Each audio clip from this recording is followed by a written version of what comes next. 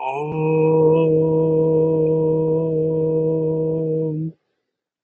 सहनाववतु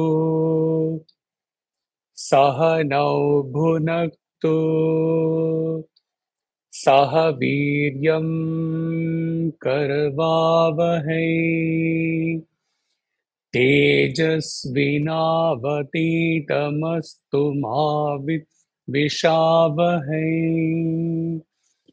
ॐ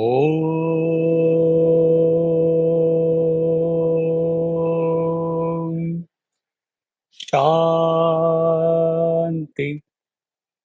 शान्ति शान्तिः.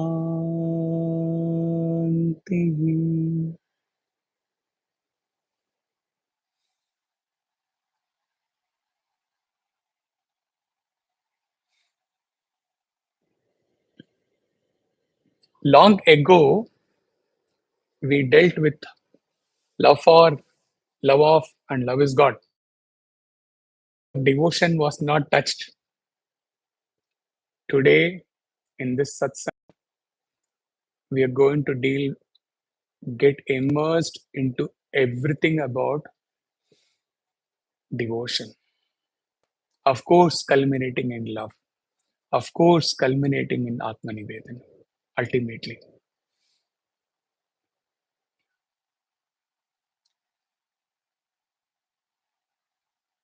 While the Eastern philosophy and the world, Bharat, it was all through in Vedanta, how this bhakti path emerged. We will have a brief overview of that before getting deeper into devotion.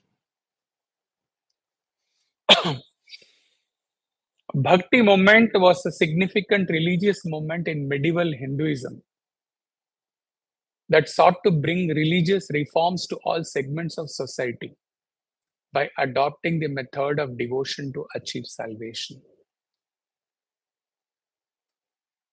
As he has shared before also, when with the change of yuga,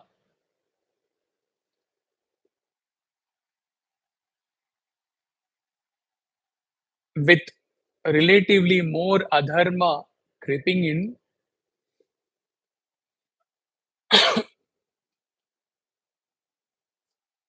when people found it difficult to contemplate on an abstract Brahman, these sages, starting from Chaitanya Mahaprabhu, they understood that no matter how a human nature is love. So that basic nature of a human being, they used that.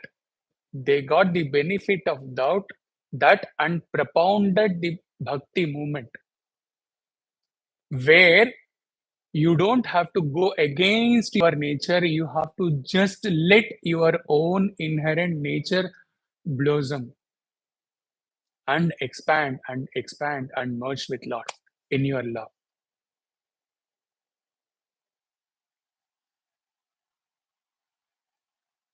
Sri Chaitanya Mahaprabhu, a 16th century saint, brought about a remarkable transformation in the bhakti movement, particularly in Eastern India. He was the one who introduced Sankirtan, the collective chanting of God's holy names.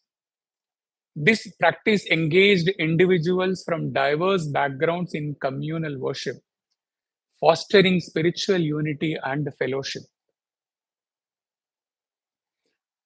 Sri Chaitanya Mahaprabhu's teaching was based on the main principle that God's love is accessible to all, regardless of caste, gender, or social standing. This inclusiveness attracted a large number of followers from diverse backgrounds, and helped spread the bhakti movement across India. Sri Chaitanya Mahaprabhu's teachings placed a strong emphasis on the divine love as the ultimate goal of human life, which inspired countless individuals to pursue a life of devotion and service to God. It is a matter of argument, or what we may say, it is a matter of rational thinking that few sects following few certain philosophies who do not believe in the bhakti movement, they say that man became weak. If you think about it, see 15th, 16th century, East India Company, Mughal invasion, all standard, 17th, 18th century, everything started. So there are people who still argue that a man unable to protect himself and protect the society took this path, the weaker path, path of devotion, and then surrendered to God and did not rise up to the occasion. Blessed be them. There have been people who have argued with him on this. He chose to keep silent because it's not even worth arguing. When we go in that direction, we fail to understand that there is absolutely no difference between bhakti and jnana. If you can contemplate on the God as in unmanifest form, why we cannot contemplate, depending upon our frame of mind, why we cannot contemplate on the same God with form? What is the difference between the two? The end result is the same. Those who argue do not realize this important point.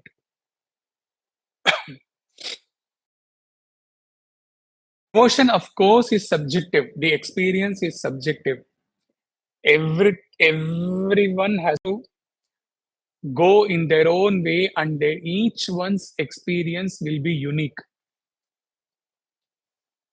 Another one need not experience in the same way. But still,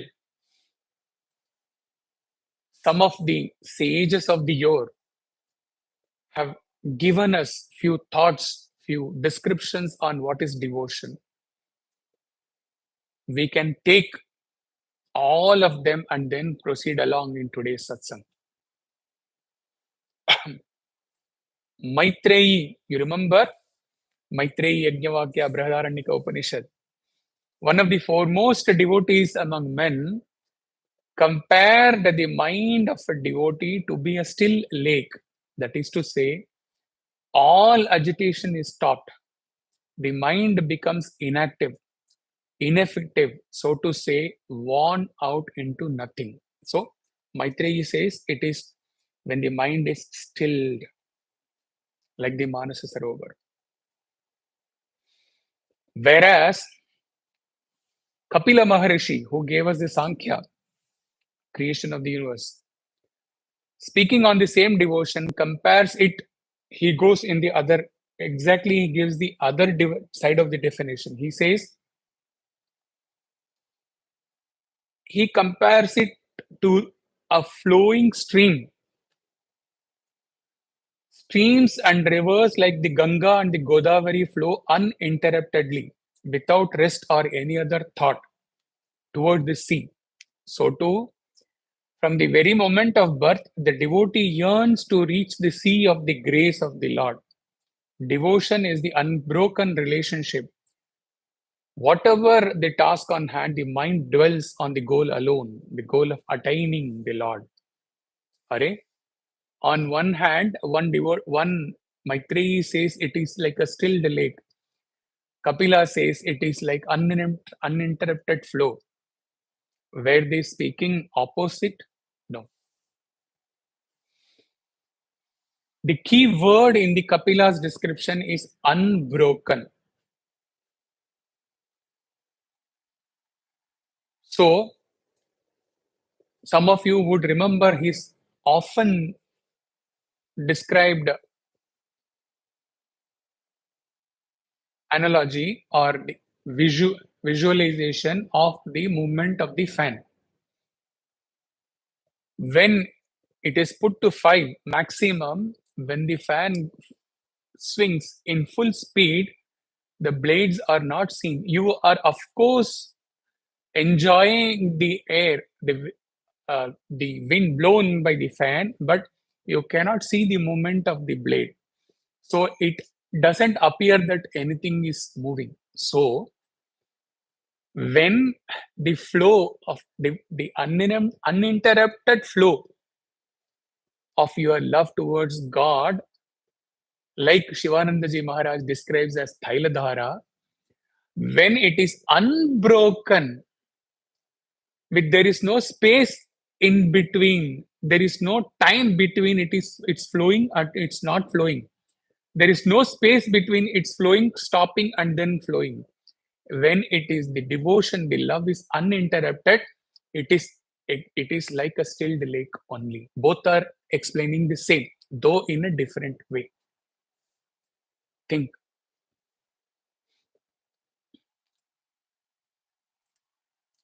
In the Devi Bhagavatam, it is said that devotion is like same, the continuous flow of oil from one vessel to another.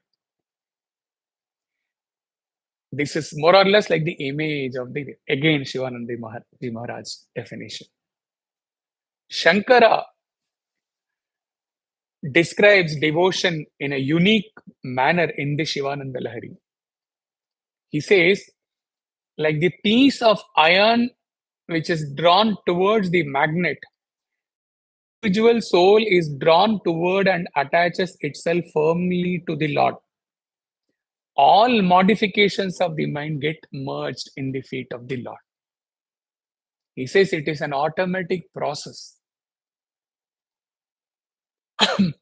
The God attracts the jiva, a pure jiva, towards him like the magnet attracts the iron rod. Shankara's disciple Madhusudana Saraswati, he has given beautiful, unimaginable commentary on Bhagavad Gita. What he did, he sat in Vrindavan, and it is said that for 3 years he was in devotion, in meditation on God. And an emperor of those times, mesmerized by the devotion of Madhusudan Saraswati, it is said that he built a temple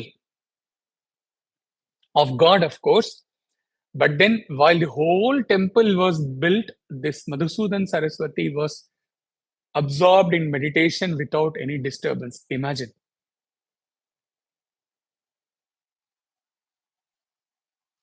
Coming back to the point, what he describes as devotion,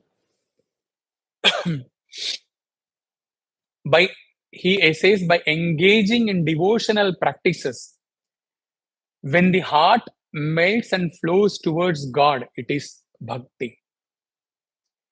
When the heart melts, all signs of individual ego melts away. Thereafter, it is rendered still, flows unbroken towards God, as expressed by Kapila. Both are same.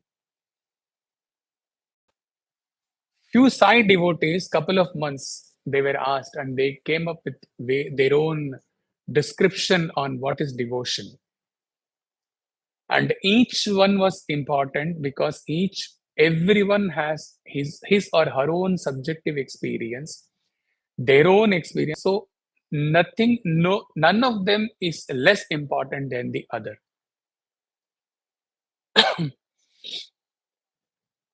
All the definitions dealt till now of the Maitreyi, Kapila, Bhagavatam, all, and of the devotees, and all whatever definitions, whatever descriptions given by various sages, contemporary or past, still they are not exhaustive.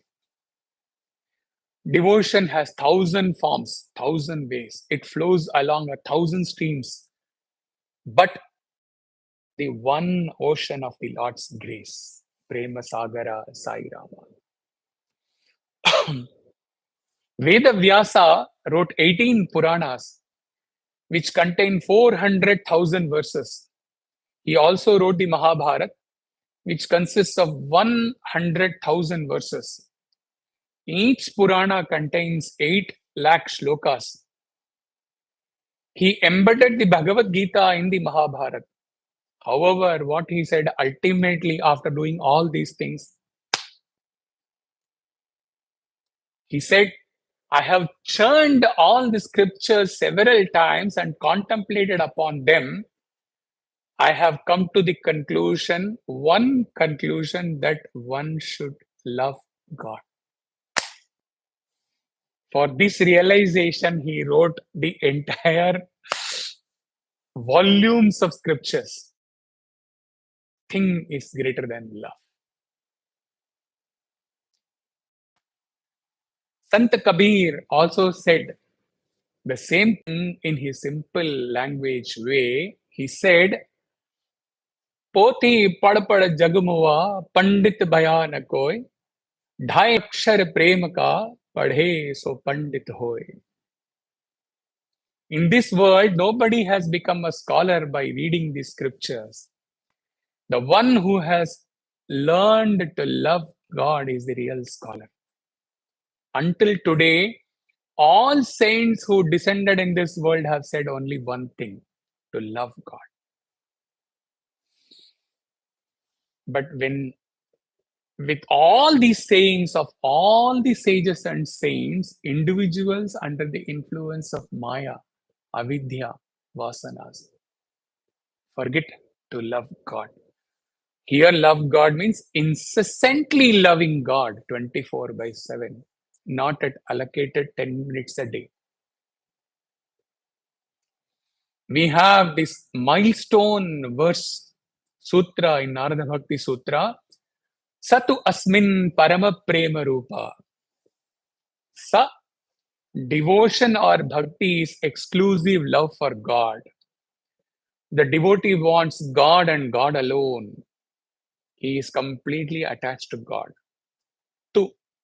Two is to differentiate the highest bhakti, which Maharishi Narada alludes to in this sutra, from the lower type of devotion, which is actuated by ulterior motives and desires or fear of God, etc. Asmin. Asmin is used in this sutra to denote the object of love. Parama Prema Rupa. Bhakti is love for love's sake. The devotee wants God and God alone. There is no selfish expectation here. There is no fear also. Therefore, it is called Parama Prema Rupa. Detailed commentary of this sutra is in post 6 and 7 of Narada Bhakti Sutra is available in the blog. Of course, in a spiritual center in Muscat, over a period of 2-3 months, on with various satsangs, we covered this flow. This flow came from the Brahmarishi Shivanandaji Maharaj. We dealt with each part of this flow in one satsang. That means 7, 8, 9 satsangs. Those were the days. We know it, right? Attraction, faith, adoration. When you contemplate in depth, this attraction, faith, and adoration can be equated with the initial 3 of the Navavida Bhakti, Shravanam, Kirtanam, Vishnu Smaranam. Then spiritual sadhana and mind control, single pointed devotion. These two are the stages of the Padasevanam, Archanam, and Vandanam. Then devotion transformed to supreme love towards God. This stage denotes the stages of Dasyam and Sakhyam. And ultimately, supreme love for God and His creation, experiencing unity in creation, and absolute surrender, Atmanivedanam. Last of the Navavida Bhakti. Our beloved Swami says, the path of devotion is the smoothest, the most conducive to success, and the most bliss yielding. This path of devotion cannot be defined and demarcated as such and such. Each devotee gets bliss through his own subjective experience. The limited soul is immersed in the limited love of God. And how can words describe this experience? Upanishads describe such experience as unbroken uniflow of sweetness. One cannot express the state of unbounded devotion in human language. Unquote. Further, we move on. The term bhakti comes from the root bhaj, which means to be attached to God. Bhajan, bhajna, bhakti, anurag, prem, preeti, they are all synonymous terms.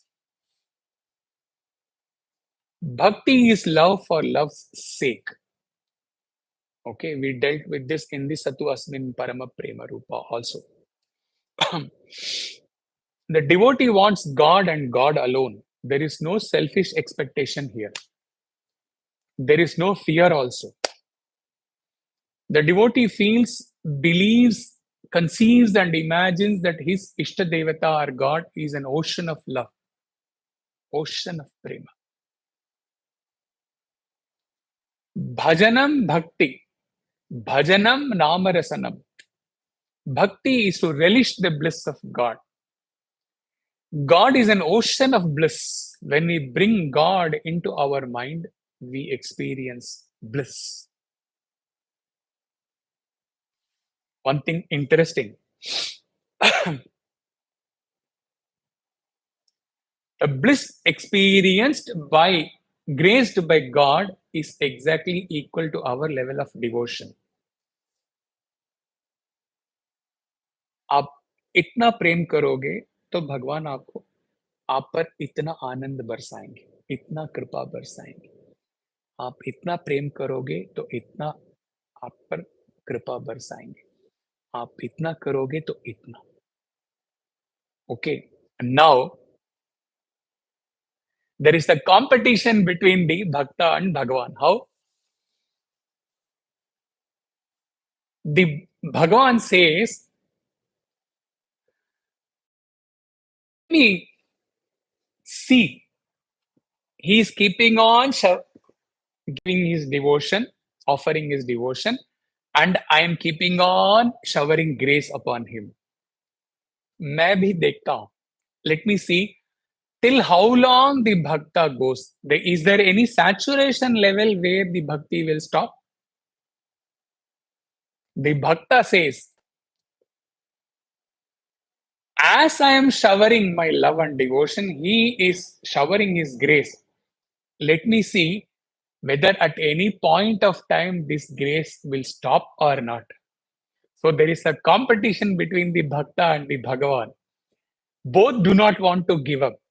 So the bhakta keeps on showering devotion and love.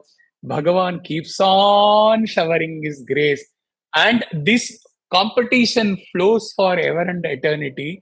The grace of the Bhagavan also flows forever and eternity. This way. Both are not willing to give up in the competition, in the race. At last, what happens? Bhagavan says, now, O Saumya, your love your bhakti has expanded to such a level that beyond which I expect your love to expand. So it has become anantam. So I must do something now. The competition between you and me has reached to such that ultimate state that I cannot expect. Till now, I knew you would expand further, further, further, but you have expanded to the maximum level. You are in the 17th and 3/4 of the Painittam. Now I have to do something. I cannot sit back and relish this competition. So what he does, now let there be no me different and no you different. No you showering on bhakti, love on me different from me showering grace on you. Come, come to me. Merge unto me. Become me. Be me. There, the competition ends with a happy ending. Purpose of that bhakta's birth is solved. Atmanivedanam stage has ultimately been reached. The difference between Bhakta, who was showering his love, and Bhagavan, who was showering his grace, that difference, duality, Dvandam has ended.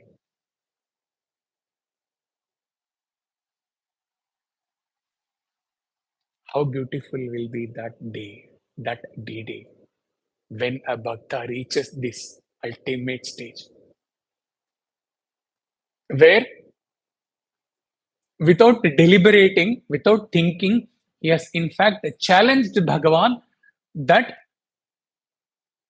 he cannot go beyond this, so Bhagavan has to take him, give him the ultimate prasadam of Atmanivedanam and take him to him.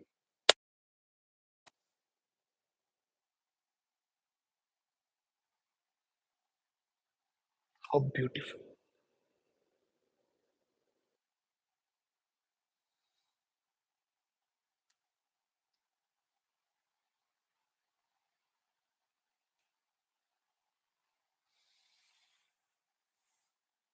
He says, out of his own subjective experience, in devotion, the heart melts for God even while the mind is engaged in godly thoughts.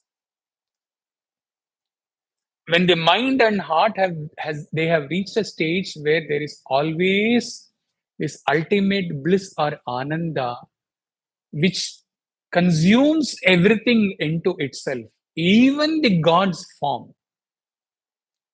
This bliss is exactly the same which is experienced, which is the sahaja sthiti of the one for whom Brahman or God takes the role of illumining his inner heart, removes, dispels the darkness of avidya permanently, and the self is realized and the seer exists in the Brahma Ananda eternally thereafter.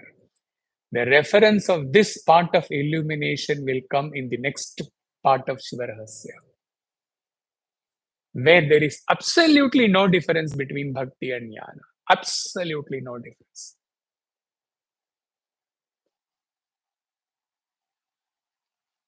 Thus, through the path of devotion or the path of wisdom, the ultimate state of existence is eternal bliss, nirvikalpa samadhi.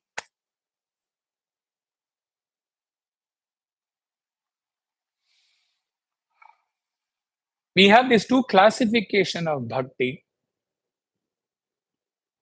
sakamya and nishkamya.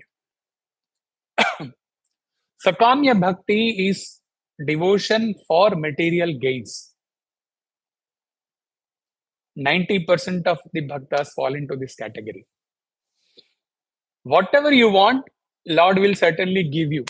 If your bhakti is intense, even the Sakamya bhakti, if your bhakti is so intense and if your prayers are sincerely offered from the bottom of your heart, but you will not get that supreme satisfaction, that immortality, that moksha, nirvikalpa samadhi through Sakamya bhakti. Your bhakti should always be Nishkamya bhakti. God has already given you whatever you need. You are confusing your needs, wants, your desires. Has He not given us in whatever capacity we are? Has He not given us whatever we need for what? One, clarity, absolute clarity. Take it for lifetime till realization is attained. He has given us all that is required for us to engage in sadhana to attain Him. Leave all other things. Those are all okay, they are there. Something is less, something is more, whatever. But has He not given us the capability to engage ourselves in relentless sadhana to merge in Him? What more is required? What more is required for jivas? So, pursue the path of love without any expectations, even without yearning or craving for self-realization. Even let that also be left. You just love for the sake of love. 24/7. This is Nishkamya Bhakti.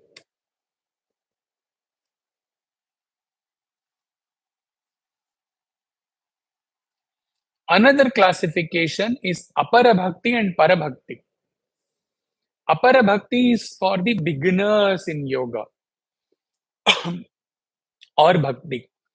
The beginner decorates an image with flowers and garlands, rings the bell, offers Nevedyam, waves lights, observes rituals and ceremonies. The Bhakta here regards the Lord as the supreme person who is immanent in that image of God and who can be propitiated through this form only.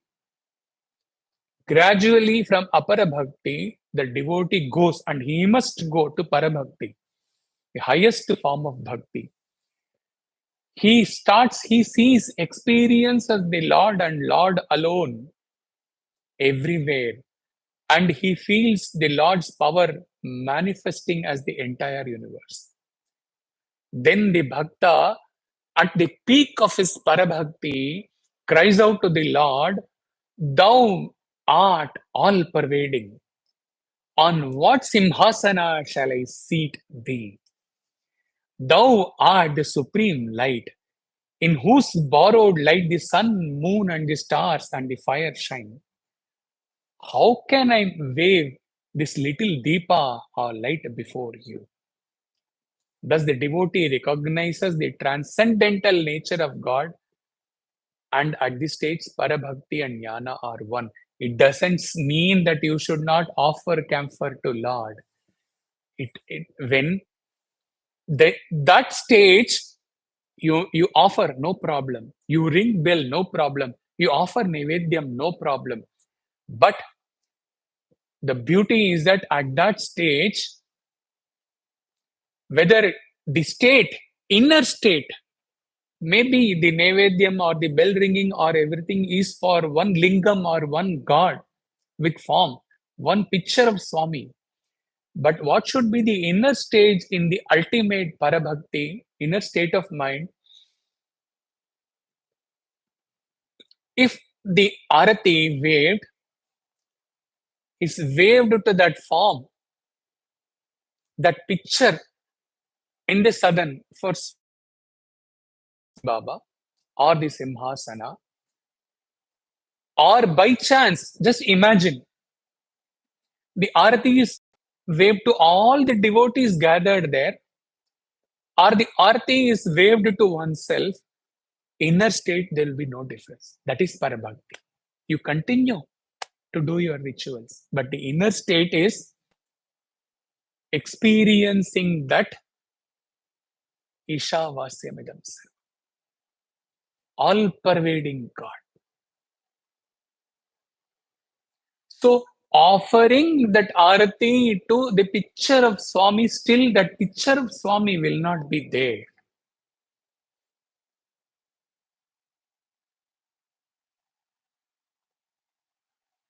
How many of us have reached or striving to reach this ultimate stage in Parabhakti, sitting in a spiritual center for 5 years, 10 years, 15 years, 20 years, 30 years, 40 years?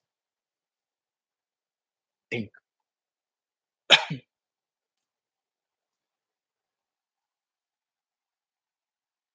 And this was the state. This is this moving from devotion to form to devotion to formless. This particular part is highlight in the Ribhu Gita.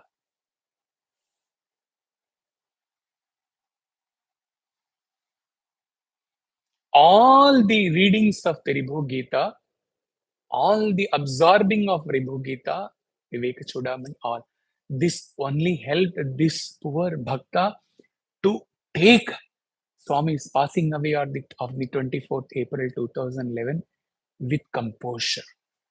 Otherwise, he can't even imagine what would have happened. Before he went, he had taken the bhakta where the form does not matter anymore. The form is here. The form is not outside.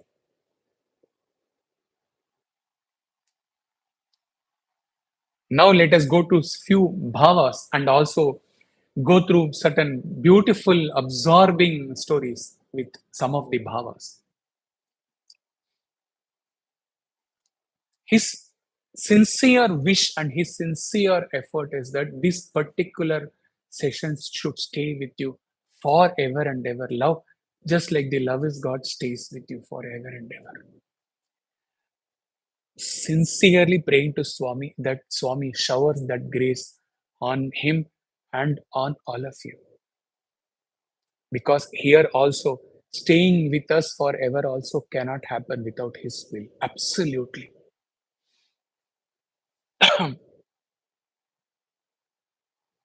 What is bhava after all? When the devotee grows in devotion, there is absolute self-forgetfulness. This is called bhava. Absolute forgetfulness is bhava. To Mahabhava, wherein the devotee lives, moves, and has his being in the Lord. His very existence is in God, or God is his very existence. This is the Parama Prema Rupa, the consummation of love or supreme love. There are some bhavas in the bhakti: Shanta Bhava, Dasya Bhava, Sakhya Bhava, Vatsalya Bhava, and Madhura Bhava. These bhavas or feelings are natural to human beings, and so they are easy to practice. Like Chaitanya Mahaprabhu caught that love as the principle for propounding the bhakti movement. All these bhavas flow from us at different point of time. It is very natural. In the Shanta Bhava, the devotee is Shanta or peaceful. He speaks less. He is ever at peace. He does not jump or dance. He is not highly emotional. His heart is filled with love and joy. We say in Tamil, Nirai Kudam Talumbad. Okay. So, Bhishma, Pitamaha Bhishma was an epitome, an example of this Shanta Bhava. You hear him prostrate and cry out to Krishna only once when Arjuna is not aggressive in the war with Bhishma, and Krishna comes out and then he takes the chakra, and then Arjuna, you cannot kill your guru. I am taking this role, though I had promised. I will go against my promise that I will not take any weapon. There only he sings to. That is a particular stotra, which the hymns which is sung by Bhishma.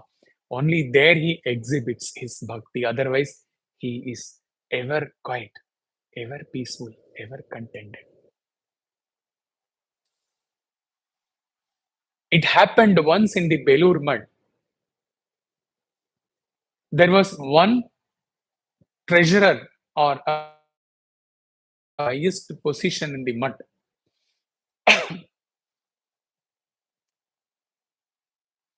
He will be discharging his responsibilities as treasurer or whatever. But in between, for hours together, he will get lost in the Shanta Bhava.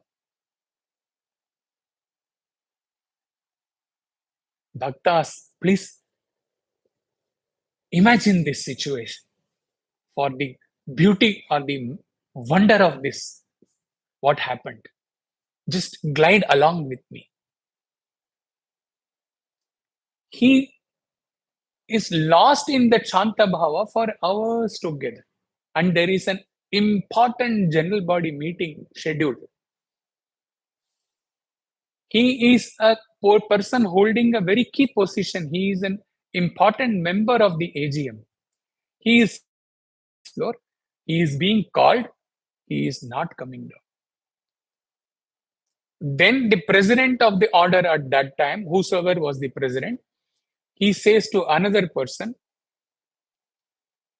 go and lift him and bring him. He is not going to come on his own. He is lost. He is gone. Another monk goes and he lifts this, and he is lost. He's still not able to come to this world. Imagine that Shanta Bhava. He is lifted and he is brought to the forum for the AGM.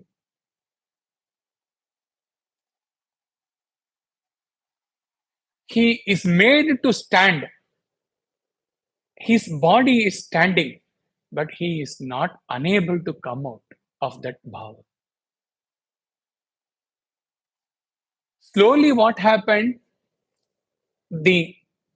Another monk who was offering arati to the deity over there, he also, it was infectious. Imagine you be one of those monks for a few moments. This bhava caught that monk and he took the deepa, this thing plate in his hand, and he also was stilled in that bhava. He's also standing. Slowly, all the monks get up. All are lost in the Shanta Bhava. The AGM never got done that day at all. All were immersed in it.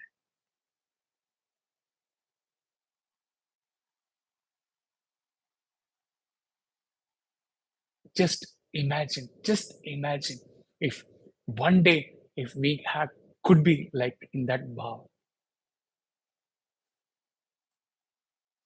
Let our husband or wife ridicule us. Let everyone say he's mad. But if one day God blesses us to be in that bhava, what a day it would be.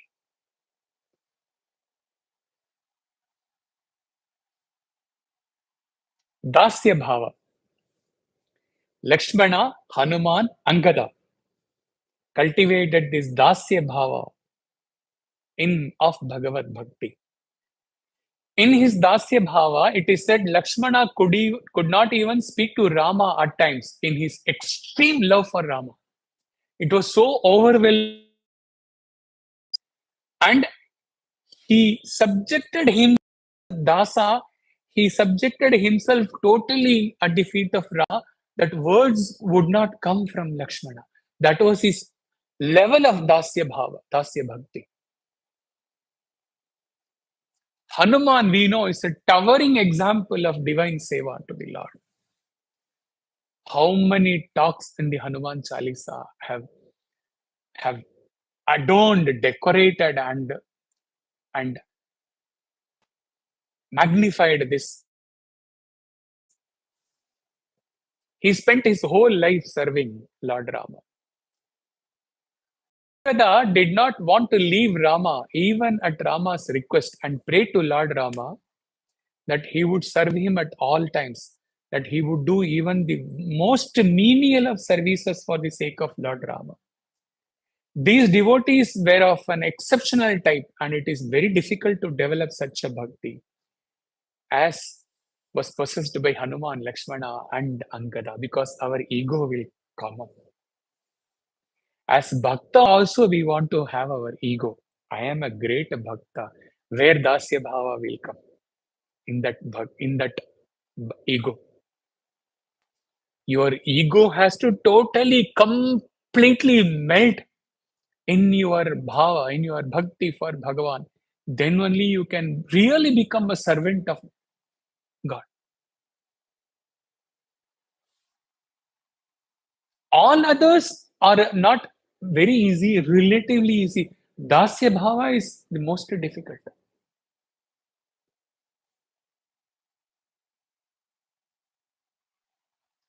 If the Advaitins ridicule this bhava and say that there is no difference between bhakta and Bhagavan, this dasya bhakta is condemned, let them continue. For the dasa, it doesn't matter.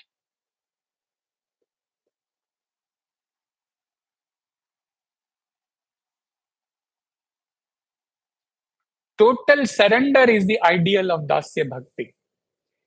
Dasa, the servant, loses nothing but gains everything through the service of God, either in his transcendental or in his immanent aspect.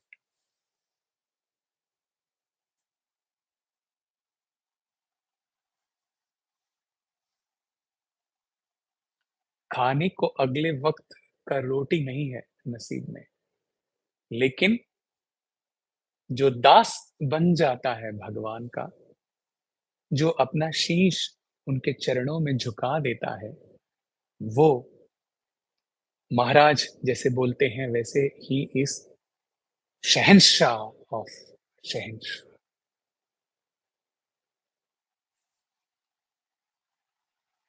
In Sakya Bhava, God is friend of devotee. Arjuna had this bhava towards Lord Krishna. The devotee moves with the Lord on equal terms, buddies. Arjuna and Krishna used to sit, eat, talk, and walk together as intimate friends. This is the ultimate stage before Atmanivedana. In Vatsalya Bhava, the devotee looks upon God as his child. Yashoda had this bhava with Lord Krishna. All the gopikas, much understanding about their relationship with Krishna, they all looked at Krishna as child in the Vatsalya Bhava.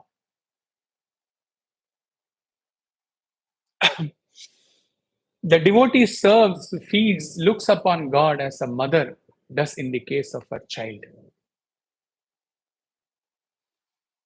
Maybe he would have shared this one beautiful part with some core devotees, but it is worth a recap. Narada once walks to Vrindavan and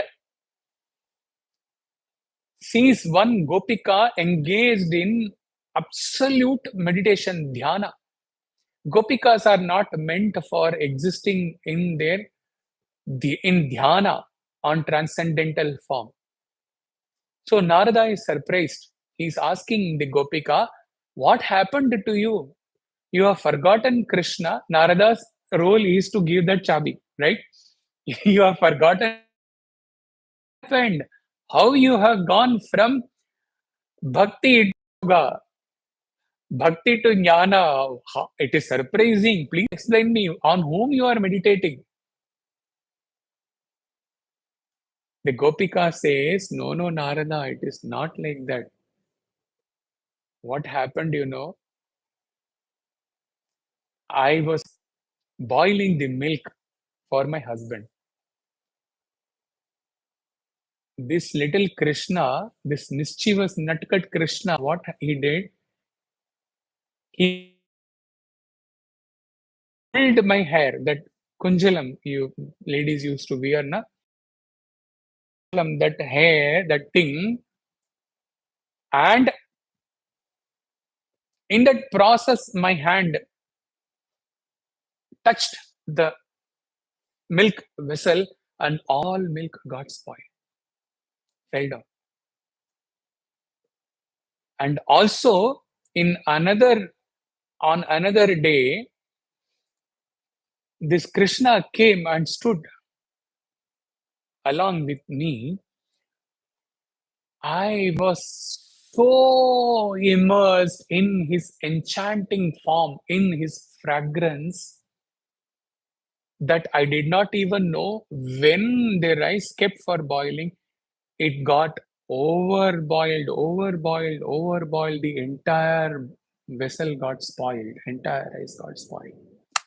Now you tell me, Narada, in this state, how can I perform my duties as a wife or as a mother to my children? I am not able to do any form. So I am engaged in this dhyana to forget Krishna. Otherwise, I cannot do any duty whatsoever. This is the height of the Vatsalya Bhava. Dhyana to forget the Almighty.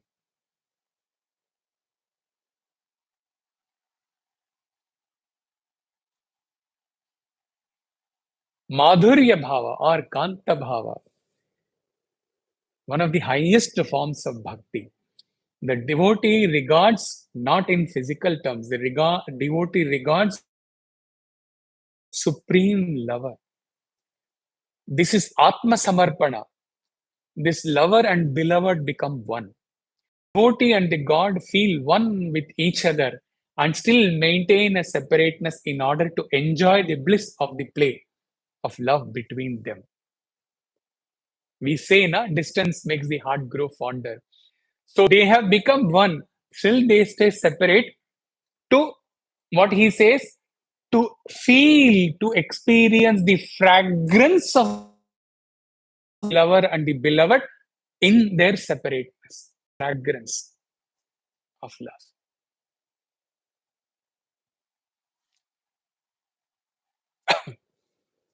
Lord Gauranga, Jayadeva, Meera, and Andal had this bhava.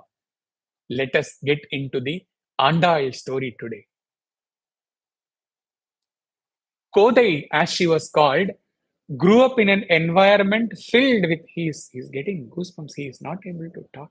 He's so.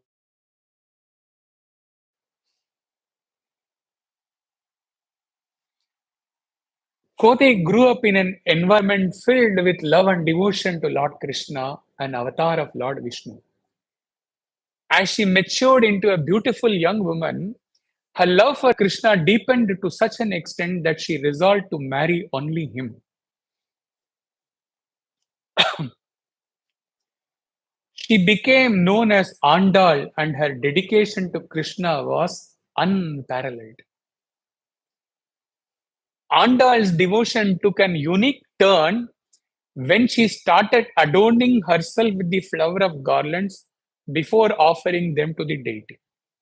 One day, after she wore a garland herself, Periyalvar found out and reprimanded her. However, this incident had a profound spiritual significance. Lord Vishnu, recognizing Andal's pure love, appeared in Periyalvar's dream and instructed him to dedicate only the garland worn by Andal to him. It was a sign of divine acceptance of her love.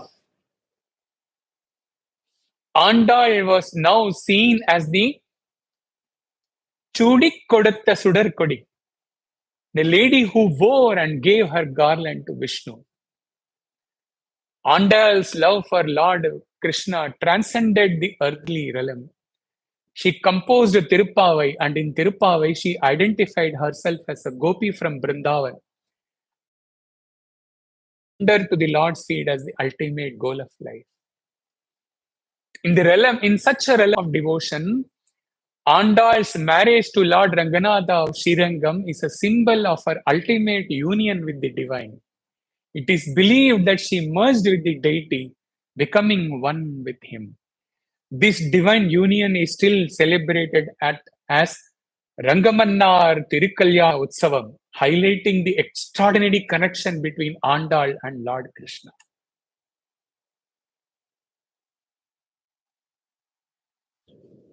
We move on to another beautiful episode. Dear Bhaktas, may this session remain with you forever and ever, till you die or till you attain realization. This is my prayer to Swami, and this is my prayer to you with folded hands in absolute humility. In one of the verses of Bhagavad Gita, God is said to take care of the devotee fully, and that the sole responsibility of the devotee is to love God. He has no other responsibility. What is that verse? Chapter 9, verse 22. Ananya chintayanto mam ya jana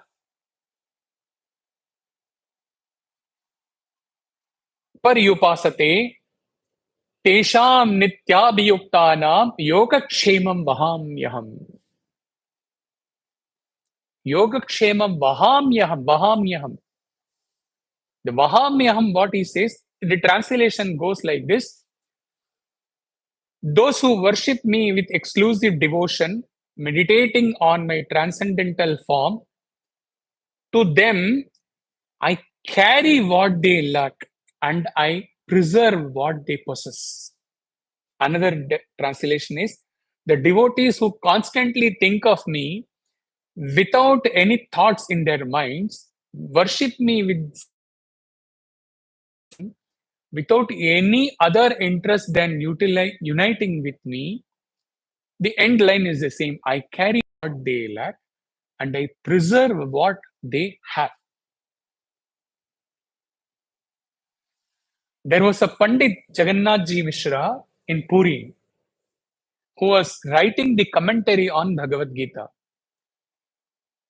He says this Vahamyaham, this is too much.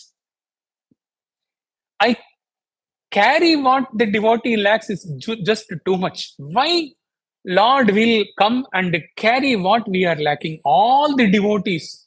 Why God will carry? It is too much burden on God. So he wanted to change the Bhagavad Gita. What he did, the word should be Dadamyaham. I will give. Why he should carry? He will give what we lack. He should not carry the burden of what we lack.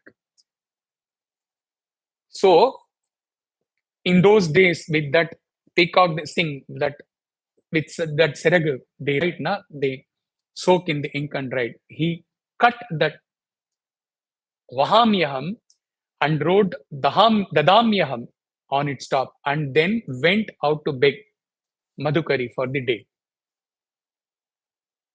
Brahmins will go and beg, and whatever they get, Bhavati Bhikshan Dehi, they will come and they will have the food, only that food. Brahmins were not supposed to do business. Brahmins were not supposed to earn business in any other way, not even while teaching Brahma Vidya. That is, this part of the Artha, this part of this thing, this I'm feeling that has to be given the least importance. If you are getting rice in the Bhiksha that day, you eat, otherwise you starve. You continue to give Brahma Vidya to those who come to you. And you continue to be engaged in devotion. Brahmins existed like that. In that context only, not in any other context, the birth as a Brahmin does not give them the upper hand over other castes. This noble way of existing, that placed them on the highest pedestal than all others. Of course, human beings spoiled it, and they took advantage and they went in some other direction, sadly. Unfortunately, that day he could not get any food grain and returned late to his house. His wife was waiting for him at the door anxiously. As he started explaining that he could not get enough, she told him that he must be joking. Shortly after he left, a young boy, Krishna, came and delivered food grain and groceries at their house. The Brahmin was amazed. His wife then asked why he had beaten him so harshly. The boy had a cut on his face and was bleeding. Wife asked the boy who did it to him. The boy said, "Ask your husband." Tears flowed. Where he had cut that Vahamyaham and changed it to Dadamyaham, that hurt Krishna took it upon himself. Tears flowed from the eyes of the Brahmin. He rushed to his writing and immediately restored the original text to Vahamya. Then he explained everything to his wife and praised her good fortune for having had darshan of Sri Krishna and prayed for forgiveness at their lotus feet. Such bhaktas have existed in our Punya Bharat, who are our vadikati for us, who give torch bearers for us to give us the essence of how we should exist as bhaktas. There is another story of Tulasidas. He's sleeping in the kutir, and few thieves, 4 or 5 of them, who have been having an eye on him, they knew what time he will sleep undisturbed, and they plan. They thought that this great saint will be having, of course, he did have certain little possessions for his livelihood. So they are waiting for midnight to rob his kutir. And they are seeing 2 bright men shining with bow and arrows protecting their house. Throughout night, 3 nights they waited. All the 3 nights, these 2 men will appear from nowhere and do this thing. Keep walking around and then protect that kutir. The thieves fail, and then on another day they come and narrate this to Tulasidas. Tulasidas realized it was Rama and Krishna. This is the story.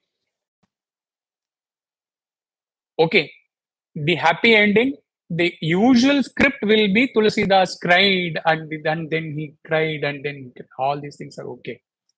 But the height of bhakti, he says, "Oh Rama and Lakshmana, I had to give you trouble for these 2-3 nights just to protect these little things which I was having at my house. You had to forego your sleep and you had to safeguard my these. You had to do the patrolling throughout night." Immediately he calls the villagers and he hands over everything which he has. This is the bhakti. I troubled my Rama and Lakshmana. I don't want anything. My life, let the robbers take. Robber, why they will be interested in killing Tulasidas? There should not be a pin existing in my house due to which I have to trouble my Rama and Lakshmana. See, see, see.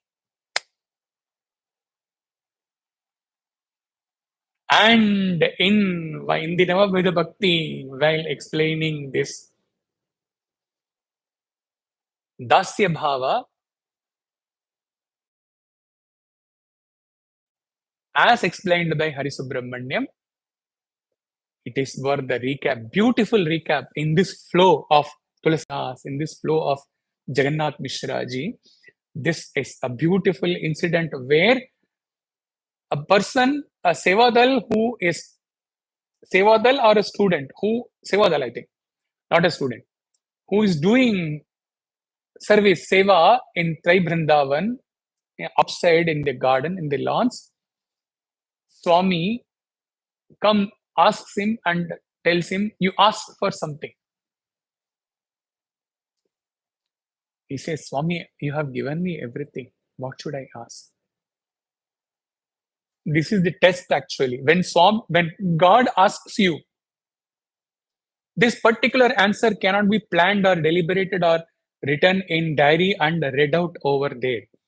When God really appears to you in your dream or vision or in person, for those who have had the darshan, sparshan and sambhashan of Swami, when Swami asks you what do you want, this is the real challenge.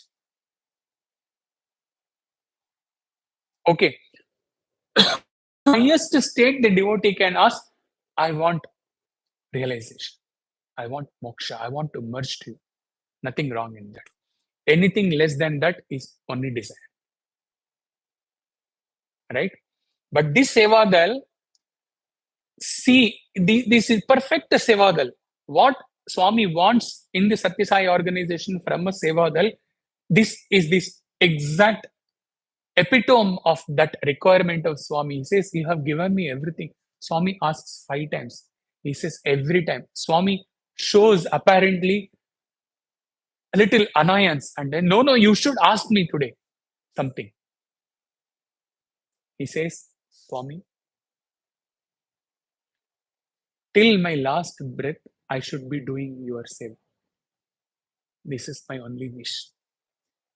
Brothers and sisters, this is nothing less than asking for self-realization. Absolutely. In the absolute dasya bhava, which is the most difficult. And what Swami says, Swami even excelled himself. As Krishna, he says, I carry what you are lacking. When same Krishna came as Sai Krishna, he excelled himself. He went beyond one step and he says, he only said, I carry what you are lacking. He say, you continue to serve me and I will continue to serve you. This is even beyond saying that I carry. I will serve you.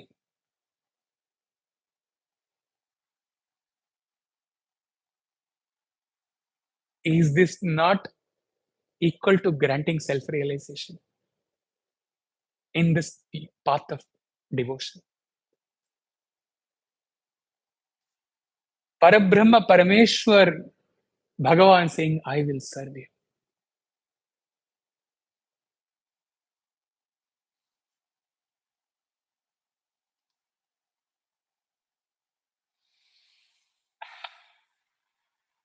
A glimpse of this was captured somewhere in the Navamida Bhakti of the students. We are reaching to the final part, but this will be a relatively a longer story. Stay immersed, glide along with me.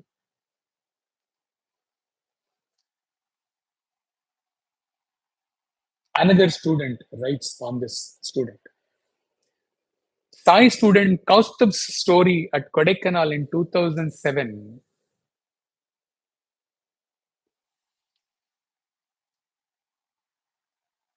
This time too, it would have happened in the previous trip also. He says this time too, Swami kept asking him to sing Meera Bhajan. Darshana Dijo Aao on a regular basis. And every time he sang, he longed to imbibe the love and devotion of Mirabai. That somehow never seemed to be happening till a climactic day.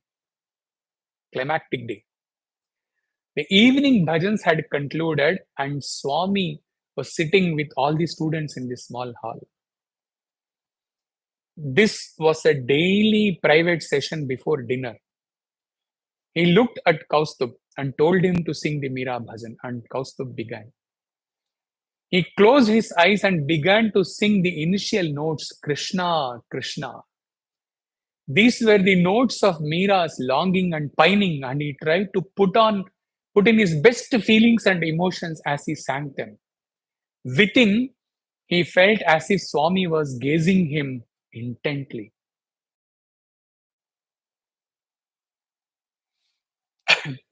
He opened his eyes and saw that Swami was indeed looking deeply into him. Both eyes met, and Kaustubh realized what he had been missing all this while. While his physical eyes had been closed and therefore blind to Swami's gaze, his inner eye had been blind to the great love and longing that Swami had for him. Today only he realized, even before opening his eyes with his inner eye, that Swami was glancing at him. He had failed to capture that till now. In an instant, Kaustubh realized the Lord's pining for his devotee was as intense, if not greater, than the devotee's pining for the Lord. And here was his beloved Swami, looking with all the love, all the pining deep into his eyes. That was enough. That was enough to well up tears in Kaustubh's eyes. Out of the blue, an eternal spring of love and pining sprouted in his heart. Once the devotee realizes how the Lord pines for him, reciprocal pining is spontaneous and instantaneous and total.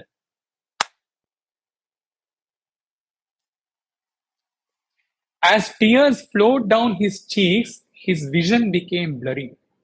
His voice choked and he was unable to sing, but he continued because his Swami was listening.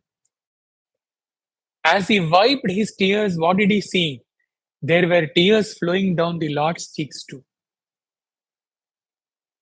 Those blobs of divine liquid were falling onto the robe and blotting it. That brought a fresh, all the more burst of tears from Kaustubh's eyes. And those in turn did the same to Swami's eyes. Would this Leela ever come to an end? Of course, Kaustubh never wanted that this should come to an end. He had realized the only thing in life worth crying for and pining for. And when he was at the heights of his pining and crying for that absolute, he never wanted things to come to an end. Swami was the first to wipe away his tears. He looked at one of his elders and said, Swami changes the situation, because otherwise, where this boy will end,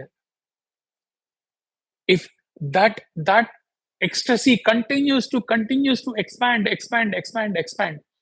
You have heard in the last satsang that Leela Mas, Gindi Leela Mas, Lokanatha Mudaliyar, at that ecstasy when Swami touched, he passed away.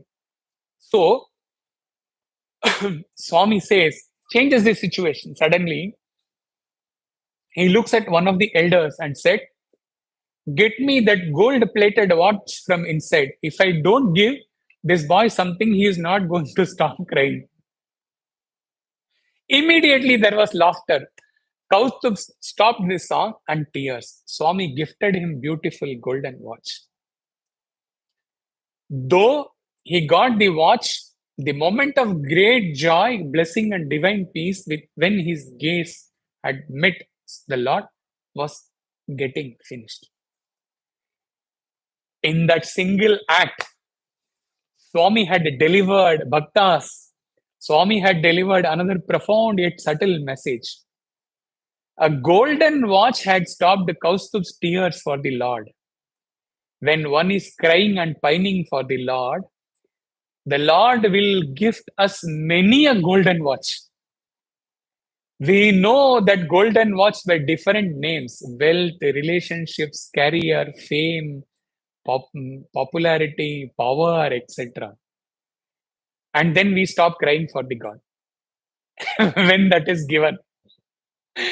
Kaustubh realized that in his life, he should never stop pining and crying for the Lord.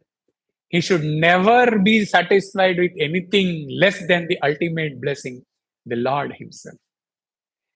Then only would he have become a devotee with the pining of the Mirabai. Almost on a daily basis, Swami heard Meera bhajans during the 2007 Kodaikanal trip. When he gave 500 rupees to each student, he told them to go for shopping. Swami gifted the students with a session where he would examine what each of them had purchased. It is not as if he is interested in sundry shopping, but he uses every opportunity to give chances for the divine interaction. Beautiful Swami. Beautiful Swami. So loving.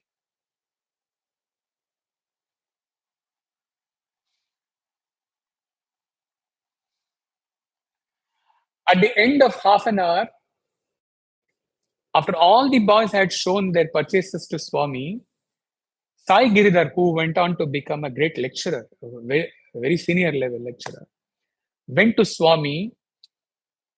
This Sai Giridhar was the one who took Nitin along with him to Swami in the Nitin episode, which was shared with few of you, if you remember. He qualifies whom he calls. Sai Giridhar went to Swami with the Mirabai idol. Swami placed a hand on the idol and then said, "It is nice, keep it." Giridhar clarified, "Swami, this is a gift for you. Please keep it with you." Swami smiled and returned the idol. Then he made a statement which would have, the writer says, which would have enthralled the soul of Mirabai. Swami said, "Idu verum bommara, Mirabai nalone undi." This is only an idol. Mirabai is in me. She is not separate from. There was a silence. After that, everyone could only marvel at the saint's devotion.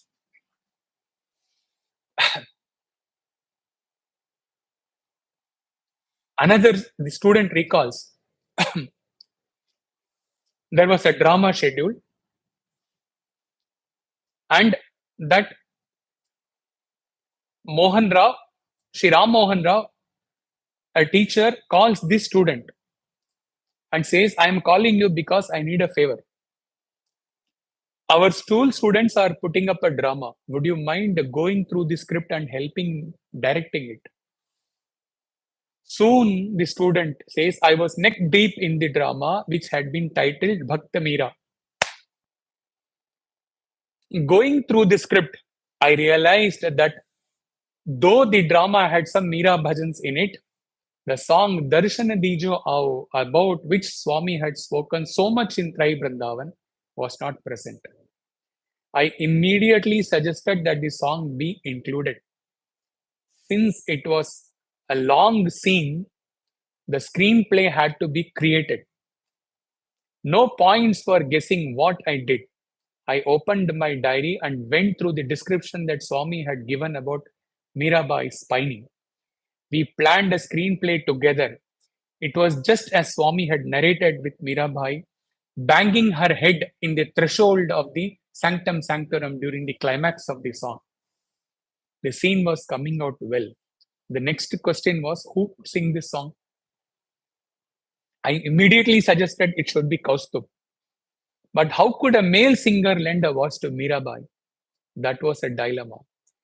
In my heart, I was convinced that Darshana Dijo Ao was Kaustubh's special, and since Swami made him sing it so many times, so I wanted him to sing. I managed to convince Ram Mohan sir and all others too about the idea. When we rehearsed, many smiled and some laughed at the discrepancy of a male voice emanating from a despondent Meera. I just ignored, and thankfully, Kaustubh too adapted the same stance. Final scene of the drama. Something totally different happened as the final scene began. This was a scene that had always evoked laughter, because male singing for a female. But even as Mirabai came crying out to Krishna and Kaustub's voice rented the air with the notes Krishna, Krishna, the whole atmosphere got transformed. Everyone sat enraptured because their Lord, their Swami, was in tears. It was as if he was unable to bear Mirabai's plight. And when Swami was like that, nobody even noticed that Mirabai was singing in a male voice. Everyone was simply lost in her devotion, and the devotion being exuded by Kaustubh.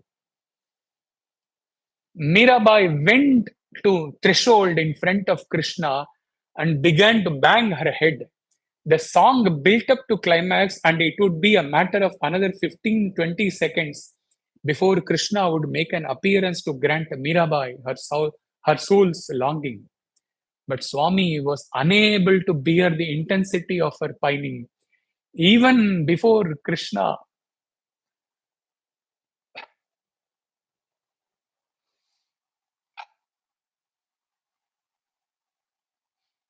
Even before Krishna could come to her, he called out, Mirabai, come.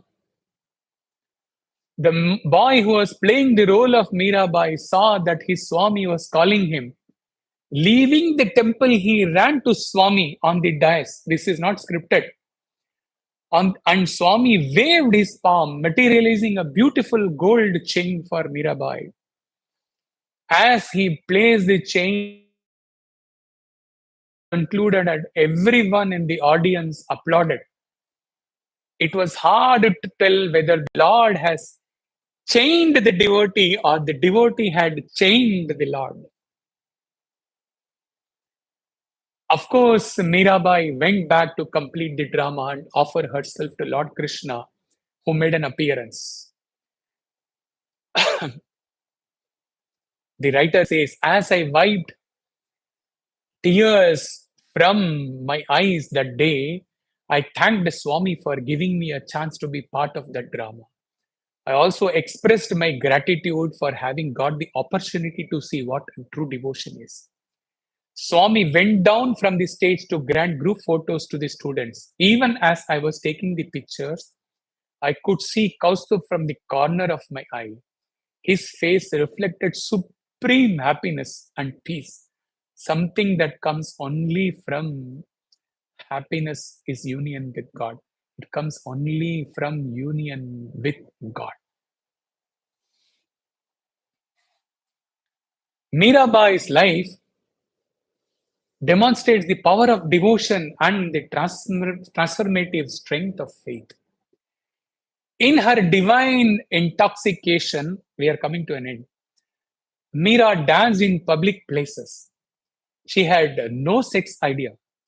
Her exalted state could not be adequately described in words. She was sunk in the ocean of prema. She had no consciousness of her body and surroundings. Who could gauge the depth of her devotion? Who could, understanding her internal premamaya state of that Mahabhava, who could measure the capacity of her large heart? Meera wafted the fragrance of devotion far and wide. Fragrance, very important.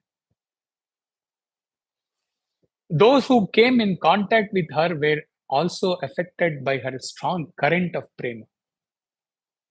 Her heart was a temple of devotion.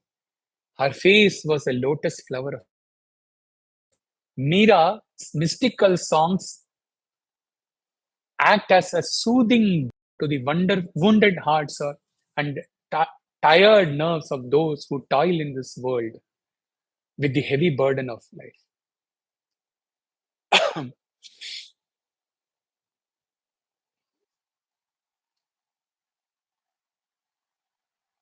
We know this story, how she was misunderstood as being friendly with some male, whereas all his conversations were with Krishna only. And ultimately, she, hearing the other females, this thing accusation, she is turned away from the home. She endured the piercing taunts and sarcastic criticism of the world bravely. She had left an indelible impression down to posterity. From Vrindavan, Meera proceeded to Dwaraka, where we know that when she was unable to bear the pain, bear the torture of her sister-in-laws and her husband, when she goes to drown herself, and Krishna holds her hand and then says, "Come to Vrindavan." She goes to Vrindavan. There, then from Vrindavan, ultimately she proceeds to Dwaraka. There she was absorbed in the image of Lord Krishna at the temple of Ranchod. This merger has been captured in the Love is God session at the end. He had some more things to give, but then after this Meera story, last minute decision was, of course, this piece was to come somewhere in between, but let today's satsang end with this Meera's bhajan.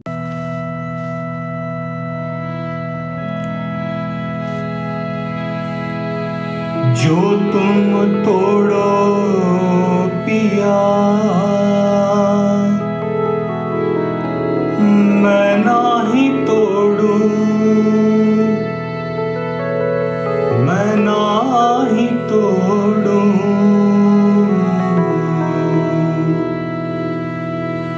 जो तुम तोड़ो पिया मैं नाही तोड़ूं रे। तो से प्रीत तोड़ी कृष्णा कौन संग जोड़ूं। जो तुम तोड़ो पिया मैं नाही तोड़ूं रे। तो से प्रीत तोड़ी कृष्णा कौन संग जोड़ूं। जो तुम तोड़ो पिया।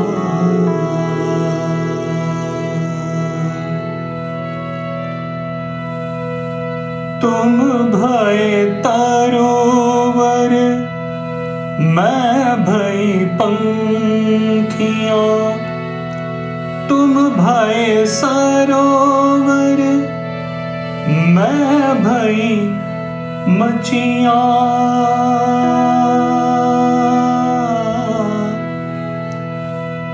तुम भय तरोवर मैं भई पंखियां।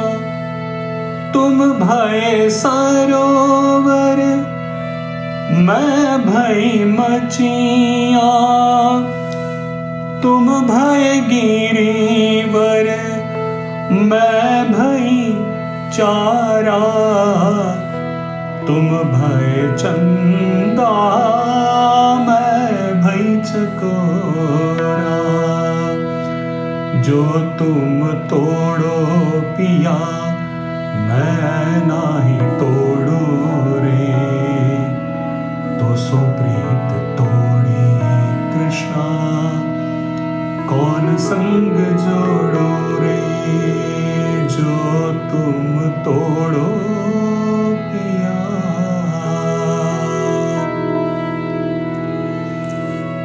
तुम भय मोती प्रभु जी हम भय धागा।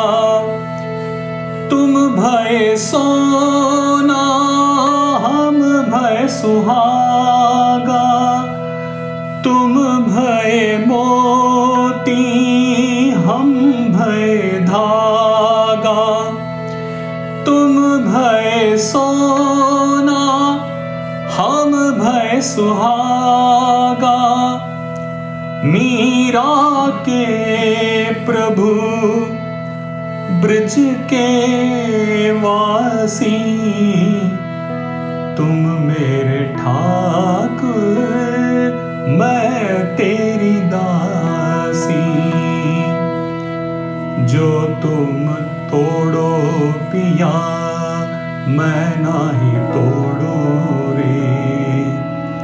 तो तो सो प्रीत तोड़ी कृष्णा कौन संग जोड़ो रे। मेरे कृष्णा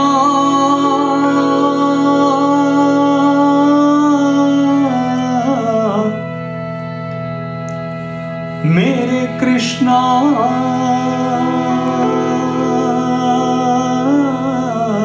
जो तुम तोड़ो पिया मैं नाही तोड़ू रे। तो से प्रीत तोड़ू कृष्णा कौन संग जोड़ो।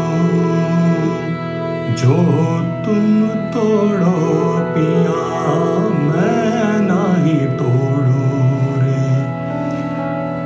तो सो प्रीत तोड़ो कृष्णा कौन संग जोड़ो रे।